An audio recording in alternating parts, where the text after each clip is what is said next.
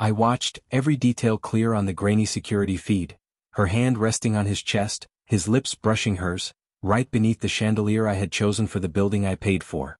The same lobby where we used to laugh after late-night grocery runs, where I once held her hand as if nothing could ever break us. She kissed him like I never mattered, and I felt nothing, not rage, not disbelief, not the need to confront or demand answers. I just watched, numbly, quietly, then I packed. By 4:17 a.m. I was gone. Every trace of me had vanished. My clothes, my books, the photo from Santorini we had hung above the bed, all gone. I even left the ring box, empty, as if it had never held anything of value. No note, no goodbye, just a silence that settled deep, the kind that burrows itself in the quietest of moments and never releases its grip. I disappeared completely. No forwarding address, no mutual contacts, no trace of me left in her world. I deleted, erased, and became someone she could never touch again. Back then, I had been just another analyst with vague ambitions, and she was the woman I had thought I would build a future with. 2 years of rent splits, shared playlists, inside jokes that no one else would understand. I loved her for all of it, the way she hummed when she brushed her teeth, how a single sock would always end up tangled in the sheets. But sometimes, it only takes one moment to destroy everything. That kiss was a match, and it burned everything we had built. I never looked back.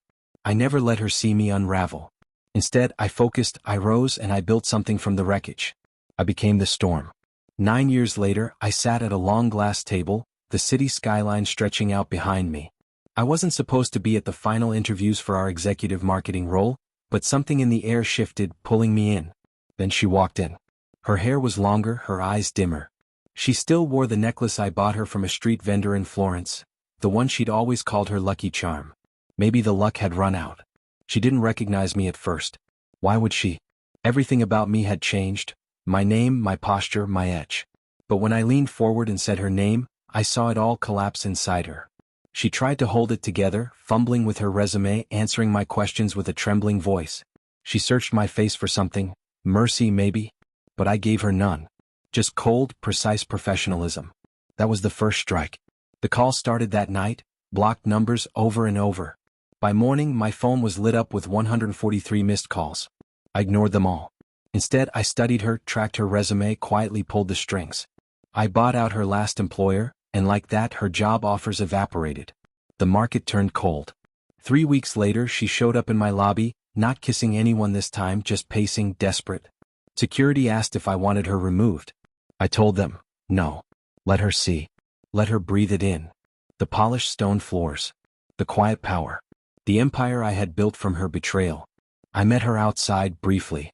You disappeared, she said, as if she expected me to return to who I was. I shrugged. No. I evolved. She blinked, tears clinging to her lashes, her voice shaking as she apologized. She said it was a mistake, that she hadn't known what she was doing. I remembered the way she kissed him, the way she held him as if I never existed. I looked her in the eye and said, so now you don't. She reached out for me, her fingers trembling, but I stepped back. Good luck, I told her. You'll need it. She tried to smear my name after that, paint me as the cold villain from her past, but the story never stuck. I was too careful, too clean. Eventually, her voice faded, lost in the noise of irrelevance, while I kept moving forward. Not for revenge anymore, that fire had long since burned out. What remained was focus, precision, purpose. Sometimes I walk past the old building. The lobby has changed, no cameras now, no ghosts, just reflections. And mine, as I glance into the glass, looks like peace. The kind you don't find. You build it. From silence, from ash, from the end of a love that never truly knew.